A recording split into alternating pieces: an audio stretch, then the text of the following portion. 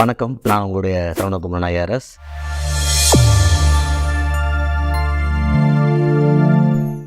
SLG நேர்களுக்கு அன்பான வணக்கம். நம்மோடு முன்னாள் ஐஆர்எஸ் அதிகாரி திரு சரவணகுமரன் இணைந்திருக்காங்க. சார் வணக்கம். வணக்கம். நம்ம சோஷியல் தாட்ஸில் நிறைய பார்த்துட்ருக்கோம். அதில் இன்னைக்கு வந்த சில சம்பவங்கள் ரொம்ப முக்கியமாக பார்க்கப்படுது. ஸ்கூலில் இப்போவும் பசங்க பேக் உள்ள அருவா வச்சுட்டு வராங்க, உள்ள படிக்கிற பசங்களை தாக்குறதுக்கு. இதெல்லாம் ஒரு அரசு பள்ளியில், அரசு உதவி புரியும் பள்ளிகளில் நிறைய நடக்குது அப்படின்னு சீஃப் எஜுகேஷன் ஆஃபீஸரே சொல்கிறாரு. ஏன்? அதாவது சமுதாயத்துடைய கலாச்சாரம் எல்லா இடத்துலையும் பிரதிபலிக்கும். சமுதாயம் தனி, பள்ளிக்கூடம் தனி, கல்லூரி தனி, குடும்பம் தனி, அப்படி இல்லை. ஏன் நம்ம எல்லா இடத்துலையும் நம்ம பேசும்போது கலாச்சாரம், நல்ல கலாச்சாரத்தை உருவாக்கணும் அப்படின்னு சொல்கிறோம்னா, ஒரு நல்ல ஒரு கலாச்சாரத்தை சமூகத்துக்கு இருக்கணும். அது எல்லா இடத்துலையும் பெர்குலேட் ஆகும். ஃபேமிலியில் பெர்குலேட் ஆகும், ஸ்கூலில் பெர்குலேட் ஆகும், காலேஜில் பெர்குலேட் ஆகும். இப்போ நீங்கள் சொல்கிற இன்சிடெண்ட் சவுத்தில் ஒரு சில ஏரியாவில் இருக்கிற ஒரு 2-3 சமூகங்களுக்குள்ளே இருக்கிற முரணால் வருது. ஸ்கூலில் நம்ம படிக்கும்போதும் ஃபைட் இருக்கும், கேங் ஃபைட் இருக்கும், சண்டை, ஃப்ரெண்ட்ஸ்குள்ளே ஃபைட் இருக்கும், கிளாஸுக்கு ஃபைட் இருக்கும், இதெல்லாம் இருக்கும். பக்கத்துலேருந்து பக்கத்து ஸ்கூலுக்கு வந்து அடிப்பாங்க, அந்த ஃபைட்லாம் இருக்கும். காலேஜ்லேயும் உண்டு. ஆனால் இந்த அளவுக்கு ஒரு வெப்பனை எடுக்கிற அளவுக்கான ஒரு வெஞ்சின்ஸ் இந்த ஃப்ரெண்ட்ஸ் ஃபைட்டுக்குள்ளே வராது. அது அங்கே இருக்க ஸ்டிக் எடுத்து அடிப்பானுங்க, மேக்ஸிமம் கிரிக்கெட் பேட்டு, அப்படி அந்த மாரி சண்டை தான் இருக்கும். இது பார்த்திங்கன்னா ஒரு வெஞ்சின்ஸ் வருது. இதுக்கு நான் எப்படி பார்க்குறேன்னா, இது ஒரு ஐசோலேட்டடாக ஸ்கூலை மட்டும் நம்ம பார்க்கக்கூடாது. ஸ்கூலுக்கு வெளியே ஆஹா இந்த பர்டிகுலர் சமுதாயம் இப்படி பண்ணுறாங்க, இந்த சமுதாயம் இப்படி பண்ணுறாங்க, இவங்க விக்டிமு, இவங்க அக்ரஸரு, அந்தமாரி அப்ரோச்சு தப்பாக இருக்குது. ஏன்னா எது செய்தியில் ஒரு இடத்துல அக்ரஸராகவும் விக்டிமாக வருதோ அது சில நேரங்கள் அப்படியே மாறி இருக்குது. ஒரு எடுத்துக்காட்டுக்கு ஒரு சம்பவம் சொல்கிறேன். ஸோ அரசாங்கம் அதை எப்படி பார்க்குறத பொறுத்து, ப்ரெஸ் எப்படி பார்க்குறத பொறுத்து, மக்கள் என்ன ஆகிறான், எப்பயுமே நீ தானே ஃபிக்ஸ் பண்ணுவியா அப்படின்னு ஒன்று அவனுக்கு தெரிஞ்ச ஒரே ரியாக்ஷன் இதுதான். இது அவன் வாழ்க்கையை பாதிக்க போது இருந்தாலும் அந்த ரியாக்ஷனுக்குள்ளே போகிறாங்க. ஒரு இடத்துல வாட்டர் டேங்க்கில் ஒரு மனித மலத்தை கலந்து ஒரு நியூஸ் ஆச்சு. ஒரு குறிப்பிட்ட சமுதாயம் பண்ணியிருக்கணும்னு சொல்லிட்டு ஒரு குறிப்பிட்ட சமுதாயம் கம்ப்ளைண்ட் பண்ணுது. எல்லா தலைவர்களும் ஒரு 6 மாதம் பேசுகிறாங்க, சிபிஐ என்கொயரி எல்லாம் போகிறாங்க. ஒரு ஸ்டேஜில் அந்த சமுதாயத்தில் யார் பாதிக்கப்பட்டான்னு நினைக்கிற சமுதாயமே இப்படி பண்ணால் ஒரு கேஸ் ஆகும்னு தெரிஞ்சு அவங்க பண்ணுறாங்க. இப்போ இதனுடைய என்கொயரியில் ஒரு 15 பேர் பாதிக்கப்படுறான். மற்ற சமுதாயம் நீ வச்சியான்னு. அப்போ அவன் என்ன நினைக்கிறான், இப்போ விக்டிம் வேறு அவனாயிடுறான். அப்போ அவன் என்ன நினைக்கிறான்னா, இனிமே போய் ஒரு நீதியில் போய் நம்பிக்கையை இழந்து கோர்ட்டுக்கு போய் போலீஸில் போய் நம்ம புரிய வைக்க முடியல அப்படின்னா அவன் இந்த மாதிரி ஒரு வன்முறைக்குள்ளே போகிறான். ஸோ காலங்காலமாக தொடர்ந்து இருக்கிற ஒரு பிரச்சனையை தப்பான அரசாங்க அணுகுமுறை, நம்மளே சேர்த்து சொல்கிறேன், மீடியா இன்ஃப்ளூயன்ஸ் எல்லாரும் அந்த அணுகுமுறையில் அக்ரஸர் விக்டிமாவும், விக்டிம் அக்ரஸராகவும் மாறி ஒரு சமுதாயத்தில் நடக்கும்போது அதனோட ரிஃப்ளெக்ஷன் அப்படியே ஸ்கூலுக்குள்ளே வரும். ஸ்கூலில் அவன் பிரச்சனையை தீர்க்கிறதுக்கு இப்படி ஒரு வெப்பன் எடுத்துகிட்டு போனால் தான் அவன் பயப்படுவான், இல்லை தீரும்னு நினைக்கிறான். ஏன்னா இன்ஃப்ளூயன்ஸ் எக்ஸ்டர்னல் இன்ஃப்ளூயன்ஸ் வெளியிலேருந்து வருது. அந்த பையனுக்கு ஒரு கேங் வெளியே, இந்த பையனுக்கு ஒரு கேங் வெளியே, 2 ரவுடிசம் கேங் வெளியே, ஈவன் ரவுடி ஆகிக்கிட்டு இருக்கானுங்க இந்த ஸ்கூலுக்குள்ள. முன்னாடி ஸ்கூலுக்குள்ள சண்டை நடந்துச்சுன்னா எப்போ ஸ்கூலுக்குள்ள தலையிடாதீங்கன்னு சொல்லுவாங்க ஸ்கூலில் இருக்கவங்களே. அவங்க சண்டை, பசங்களுக்குள்ள சண்டை, நீ உள்ள போகாது, ஒரு பிடி மாஸ்டர் இருந்து தடுப்பாரு. இன்னைக்கு யாருமே அந்த ரிஸ்க் எடுக்கிறது இல்லை. ஏன்னா வெளியில பெரிய ரிஸ்க் இருக்கு. இதை எடுத்தா நீ இதுக்காக தான் பண்றியா, நீ அவனை சப்போர்ட் பண்றியா, இவனை சப்போர்ட் பண்றியான்னு வந்துருது. அதாவது எல்லாரும் பயந்து ஒரு ஸ்டெப் பின் வாங்கிக்கிறாங்க. அதுவும் கவர்மெண்ட் ஸ்கூல்ல அந்த ரிஸ்க் எடுக்கிறதுக்கு அவங்க எல்லாம் யோசிப்பாங்க. ஏன்னா கவர்மெண்ட் ஸ்கூல்ல பல விதமான பாலிடிக்ஸ், கட்சி பாலிடிக்ஸ் ஃபுல்லா வந்துடும். இந்த கட்சி அந்த கட்சி, இந்த சமுதாயத்துக்கு ஆதரவாக கட்சி, அந்த சமுதாயத்துக்கு ஆதரவாக கட்சி எல்லாம் வந்துடும். பிரைவேட் ஸ்கூல்ல நடக்குது. நான் அதுக்குள்ளே கேட்குறேன், முன்னாடி காலேஜ்களில் இது கொஞ்சம் டிஃப்ரெண்ட்டாக இருக்கும். ரூட்டு தலை, நீங்கள் சிட்டி மாதிரியான இடங்களில் ரூட்டு தலைகள் இருப்பாங்க, அருவாவோட போவாங்க, ஊர்கள்லையும் இருக்கும். பட் இன்னைக்கு எல்லா கிராமங்களும் ஒரு எலைட்டாக எஜுகேஷனில் டெவலப் ஆகி வந்துட்டு இருக்கக்கூடிய காலகட்டம்.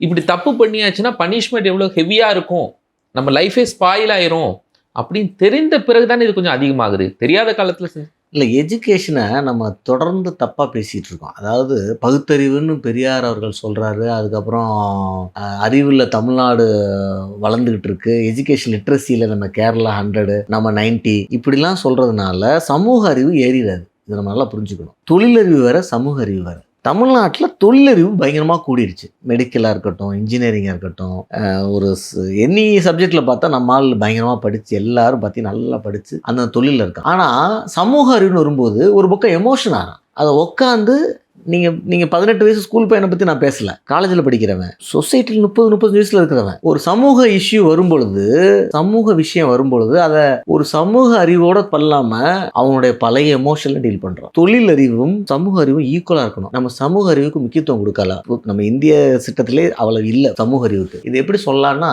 தொழில் அறிவுனா ஒரு அட்டாமிக் எனர்ஜியை நீங்கள் கிரியேட் பண்ணுறீங்க.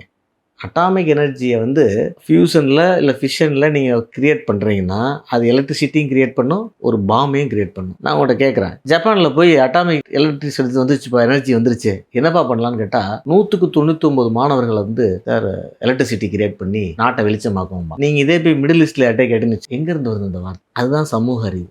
சமூகத்துக்கு என்ன வேணும்? லைட்டு வேணுமா, பாம் வேணுமா? இதை முடிவு பண்ணுறது யாரு?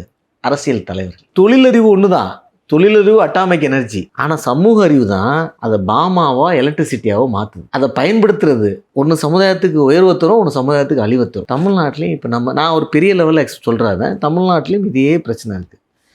நீங்கள் வந்து இப்போ இந்த ஜாதிங்கிற விஷயத்தை, சமூக அறிவு ஏன் நம்ம கம்மியாக இருக்குன்னு சொல்கிறேன், ஜாதிங்கிற விஷயத்தை பெரியார் எடுத்தாண்ட விதம், அண்ணா அவர்கள் எடுத்தாண்ட விதம், பசும்பன் தேவர் அவர்கள் எடுத்தாண்ட விதம், காமராஜர் அவர்கள் எடுத்தாண்ட விதம் சரியான முறை நான் சொல்கிறேன். இன்றைக்கி இவங்கெல்லாம் சொல்கிறவங்க எல்லாருமே அந்த முறையை அப்படியே பேருக்கு வச்சுக்கிட்டு தப்பான அப்ரோச்சில் போயிட்டு இருக்காங்க. நெஹ்ரு அவர்கள், மகாத்மா காந்தி அவர்கள் அவங்க நிறைய ப்ரோஆக்டிவிஸ்ட்டை போடுறாங்க. ஆனால் அந்த மெத்தடில் வெஞ்சின்ஸ் கிடையாது. வெஞ்சின்ஸ் என்ன சொல்கிறேன்னா, ஒரு சமுதாயத்தில் 3 பிரிவு 4 பிரிவு இருக்காங்க. ஒருத்தங்க பவர்ஃபுல்லாக இருக்காங்க சோஷியலாக, ஒருத்தங்க பவர்லெஸ்ஸாக இருக்காங்க. இப்போ சோசியலி பவர்லெஸ் இருக்கவங்கள மேலே ஏற்றணும். அப்போ அதுக்கு சோசியலி பவர்ஃபுல் இருக்கவங்க கொஞ்சம் அகாமடேட் பண்ணணும். இதுதான் ப்ராசஸ். இந்த ப்ராசஸ் பண்ணிட்டு இருக்கும்போது திடீர்னு சோசியலி பவர்லெஸ்ஸில் இருக்கிறவங்ககிட்ட வந்து நீங்கள் பவர்லெஸ்ஸாக இருக்கிறது காரணமே அவங்க தான் சொல்லிட்டேன்னு வச்சுங்க, இவங்களுக்கு என்ன வரும்? ஒரு வெஞ்சின்ஸ் வந்து. அப்போ அந்த வெஞ்சின்ஸ் யார் பக்கம் திரும்பும்? ஆப்போசிட் சைடு திரும்பும். இப்போ இவங்க என்ன பண்ணுவாங்க? ஏன்பா அப்படி ஏன் பக்கம் திரும்புற நீ அப்படின்னு இவங்க ரியாக்ட் பண்ணுவாங்க. இந்த வெஞ்சின்ஸை கிரியேட் பண்ண வேண்டிய அவசியம் சில அரசியல் ஏன் இருக்குன்னா ஓட்டுக்காக. பெரியார், அண்ணா அவர்களில் வெஞ்சின்ஸே கிடையாது. கலைஞருடைய ஆரம்ப காலத்திலையும் காமராஜரும் ராஜாஜியும், ஈவன் அதுக்கு முன்னாடி இருந்த திருவிக்கா, இவங்க அயோத்திதாஸ் பண்டிதர் வரைக்கும் நீங்கள் பின்னாடி போங்க, இந்த வெஞ்சின்ஸ் கான்செப்ட் கிடையாது. ஒரு இம்பேலன்ஸ் இருக்குது, அதை பேலன்ஸ் பண்ணணும். அதோட பண்ணிட்டாங்க. சமூக படிநிலைகளை பேலன்ஸ் பண்ணணும். ராஜராஜ சோழனால தான் எனக்கு லேண்டு போயிடுச்சுன்னு ஒருத்தர் சொன்னோன்னா நீ வெஞ்சின்ஸ்க்கு வந்து யார் மேலே? ராஜராஜன் சோழன் மேலே வர்ற. ராஜராஜ சோழன் சக்கரவர்த்தி, அவன் ஒரு ராஜா. அவன் அன்னைக்கு பார்த்து யாருக்கு கொடுக்குறானோ அவன் தான் லேண்டு. ராஜராஜ சோழன்ட்ட போய் யாராவது கேட்க முடியுமா? சமூக நீதினு பேச முடியுமா? இல்லை எந்த ராஜாட்டையும் பேச முடியுமா? ஸோ நீங்கள் அங்கே ராஜராஜ சோழன் மேலே இவரால் தான் எனக்கு லேண்டை போயிடுச்சுன்னு அதுக்கு எதாவது ஆதாரம் இருக்கா? அப்போ நீங்கள் வெஞ்சின்ஸாக ஒரு விஷயத்த பேசும்போது அவரை சார்ந்த 4 பேர் என்னைய என் மேலேயே திருப்பி நீ அப்படின்னு. அப்போ இது ஒரு பீரியடுக்கு அப்புறம் தான் இந்த வெஞ்சன்சி எல்லாம் கிரியேட் ஆகுது. 80ஸ்க்கு அப்புறம், நான் ஒன்று 90ஸ்க்கு அப்புறம் தான் வந்துச்சுன்னு நான் சொல்கிறேன். இந்த வெஞ்சின்ஸ் விஷயங்கள் தான் இப்போ சமுதாய தவறான ஒரு அரசியலை எடுத்திருக்காங்க. அரசியல் எடுத்து இன்னைக்கு ஸ்கூலில் அருவா தூக்குற வரைக்கும் வருது. இதை சரியாக ஹேண்டில் பண்ணாதனால.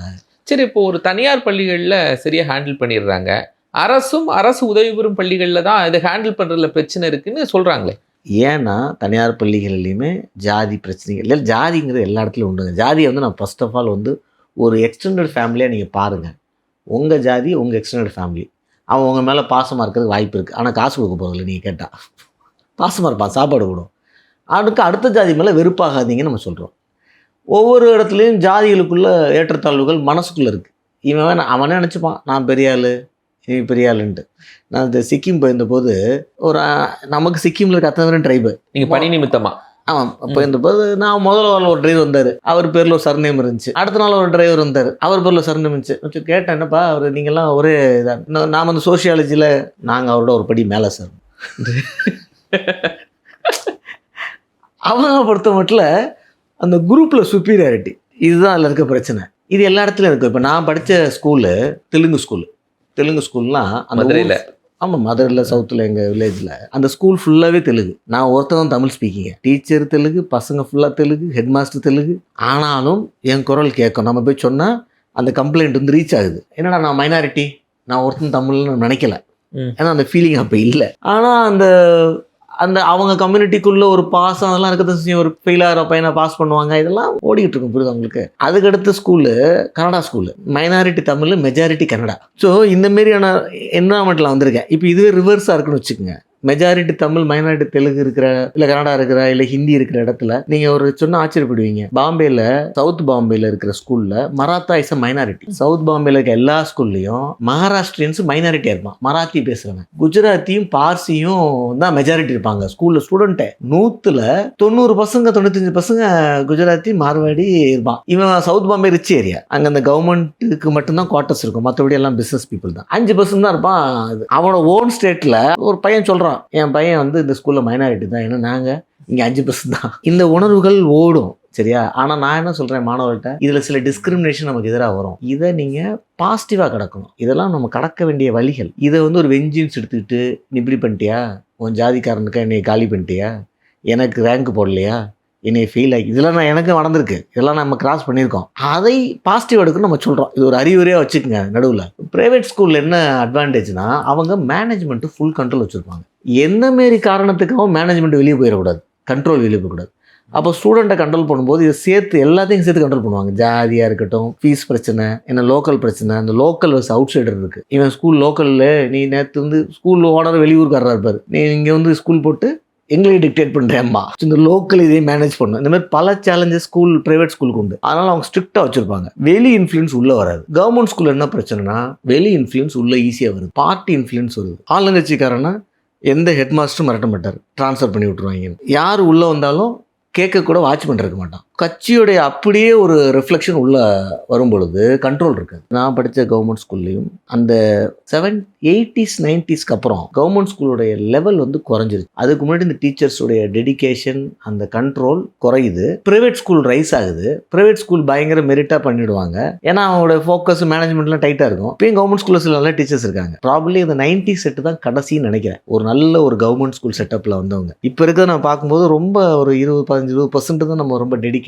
அப்படி பார்க்குறோம். ஸோ நிறைய பேர் பட்டும் படாமல் ஏதோ ஸ்கூலுக்கு போகிறோம், அட்டெண்டன்ஸ் போகிறோம், நம்ம எந்த பிரச்சனையில் மாட்ட விட, ஸ்கூலில் கண்ட்ரோல் பண்ணணும் கூட இல்லை. இன்னொன்று, அந்த டீச்சர்ஸே நான் சொல்கிறேன் இல்லையா, தொழில் கல்வி சமூக கல்வின்னு, டீச்சர்ஸ்க்கே நிறைய பேருக்கு சமூக ரீதியாக ஒரு புரிதல் இல்லை. சமூக ரீதியாக ஒரு இன்னொரு ஜாதி ஸ்டூடெண்ட்டை டார்கெட் பண்ணுறது, அவனை டிஸ்கரேஜ் பண்ணுறது, காஸ்ட் ரியாக்ஷன் நிறைய இருக்குது. அந்த காலத்தில் இருந்துச்சு, ஆனால் கம்மியுமே.